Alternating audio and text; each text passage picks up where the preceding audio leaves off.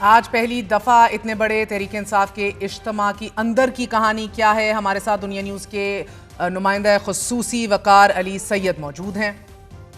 وقار، بہت بہت شکریہ ساتھ دینے کا۔ بڑی اہم آج بیٹھک ہوئی ہے، پہلا اجلاس ہے جب تمام تر senators, M N As, M P As اپنے سارے پروونسز سے اکٹھے ہو کے ایک چھت کے نیچے بیٹھے ہیں۔ کتنی دیر کی یہ میٹنگ تھی اور اس کے اندر کیا فرکشن تھی؟ were there any fireworks؟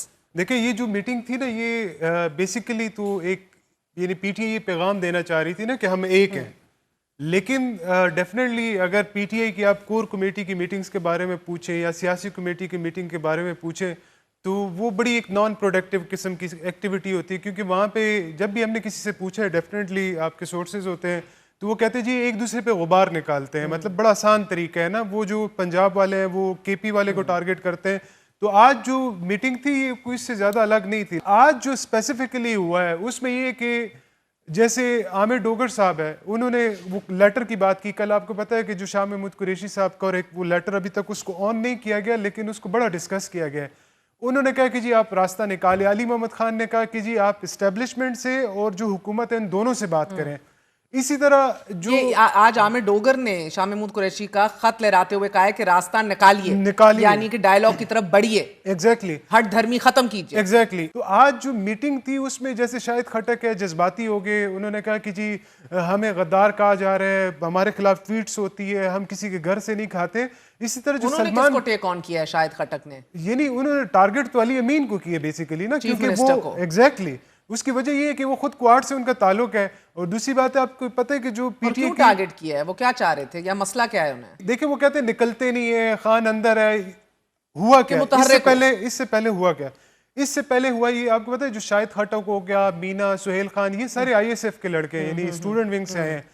یہ جو پچھلے ویک میں ان کے جو مینا خان اور سہیل یہ لوگ آئے یہاں پر اڈیالہ کے بائے، تو وہاں پر باقاعدہ طور پر جو پی ٹی آئی کے جو کارکنان تھے وہ یعنی ان سے لڑ پڑے کہ جی آپ اقتدار کے مزے لے رہے ہیں، تو ڈیفینیٹلی وہ یہ پریشر تو وہ فیل کر رہے ہیں۔ دوسری بات یہ کہ مطلب یہ کہ ہمارے سورسز ہمیں یہ بتاتے ہیں کہ جو ان کی ورچوئل میٹنگز ہوتی ہیں وہاں پہ یہ زیادہ تر یعنی وہ سائلنٹ گائے والا ان کا ایک کانسیپٹ ہوتا ہے، کیونکہ انہوں نے فنڈز بھی لینے ہوتے ہیں۔ حالانکہ علی امین نے ان کو بڑا انٹرٹین بھی کیا اس بارے میں، مگر آج کھل کے بولے ہیں۔ آج وہ کھل کے بولے ہیں، اس کی وجہ یہ کہ کیونکہ ایک پریشر جماعت بڑھتا میں جا رہا ہے۔ فیصلے کون لے رہا ہے، کیا ہو رہا ہے، یہ بھی ایشو اٹھا ہے کہ who is making the decisions، اور بجٹ کس طرح پاس کر لیا مشاورت کے بغیر عمران خان سے، یہ ایشو اٹھا ہے آج؟ بالکل، دیکھیں پہلی جو چیز یہ ہے کہ علی محمد خان نے بھی یہ کوسچن ریز کیا ہے۔ انہوں نے کہا کہ جب آپ کو خان صاحب نے کہا کہ مجھ سے مل کے آپ نے بجٹ اپروو کرنا ہے تو آپ نے ساری صوبوں سے پہلے کیسے اپروو کر لیا؟ اس میں ایک امپورٹنٹ چیز ہے وہ یہ ہے کہ علیمہ خان صاحب آپ کو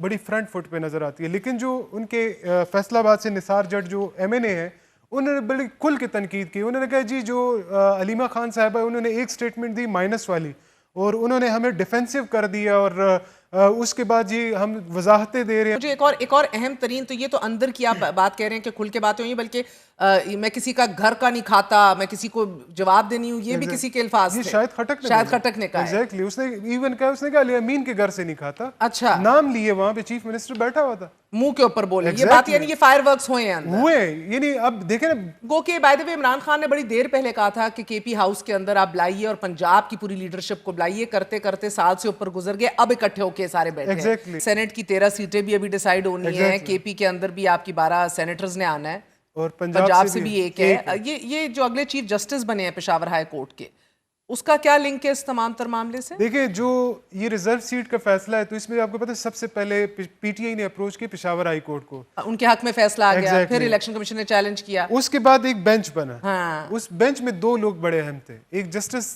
آنریبل جسٹس ہے ابراہیم اشتیاق صاحب، وہ وہ سپریم کورٹ پر موٹ ہو گئے، اور جو عتیق شاہ صاحب ہیں جو کل وہ بنے ہیں، اب وہ پشاور ہائی کورٹ کے چیف جسٹس بنے ہیں، انہوں نے واپس وہ سیٹیں وہ الیکشن کمیشن کے حق میں فیصلہ